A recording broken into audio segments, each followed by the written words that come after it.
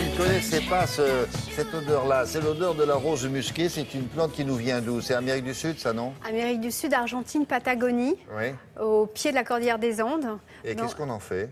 Eh bien justement, on en fait de l'huile. On récupère, alors c'est à partir du fruit, des graines, qu'on va presser à froid et on extraire de l'huile. Et alors ces églantiers, ça pousse à l'état sauvage et ça pousse justement sur les terrains d'une jeune femme qui habite là-bas, qui s'appelle Azucena Pani, qui est férue. Oh. Oui, C'est la femme d'eux? La femme d'eux.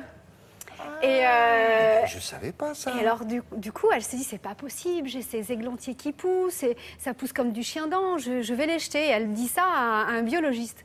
Et là, la biologiste lui dit, mais non, il ne faut pas faire ça.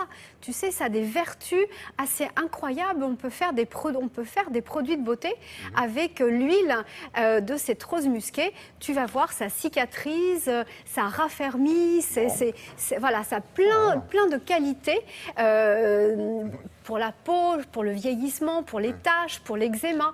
Donc, Azucena a dit, la plante miracle. Donc, Azucena s'est dit, ok, je vais me lancer. Et alors, elle est très écolo. Et du coup, elle a dit, bon, j'ai cette huile, ok, mais moi, je veux que ce soit bio et je veux que ce soit français. Donc, elle a trouvé un laboratoire en Bretagne. Et donc, elle a travaillé avec eux. Ils ont mis au point des produits donc de beauté. Et donc, ça y est, c'est en vente. Et nous l'avons rencontrée. Donc, elle nous livre tous ces secrets comme ça, un petit peu de grand-mère. Donc, on écoute Azucena Pani nous parler de la rose musquée.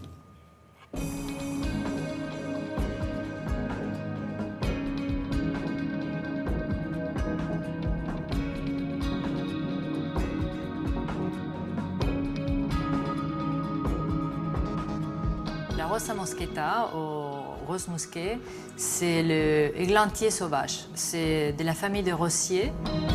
Cette plante, elle pousse au pied des cordillères des Andes, en Patagonie. Cet fruit-là, il y a beaucoup de vertus, beaucoup de vitamine C pure, des acides gras comme les oméga 3, oméga 6. Alors, on a décidé de la développer. Avec les graines, on peut faire de la confiture, des pâtes de fruits, de la tisane. Il aide beaucoup l'estomac pour les personnes qui sont des ulcères, des choses comme ça. Il est assez réparateur. Et puis avec les graines, on les presse à froid comme l'huile d'olive. On obtient l'huile pure.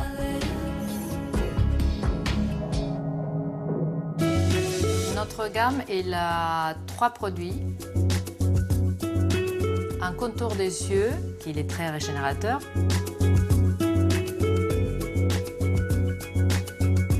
On a un sérum bioactif, je le recommande plus pour les soirs.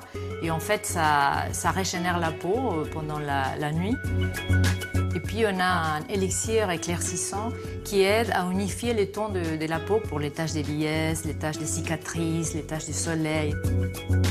C'est intéressant de pouvoir voir la plante sauvage qui est comme ça abandonnée dans la nature et arriver à la fin avec un produit efficace pour la beauté. C'est extraordinaire.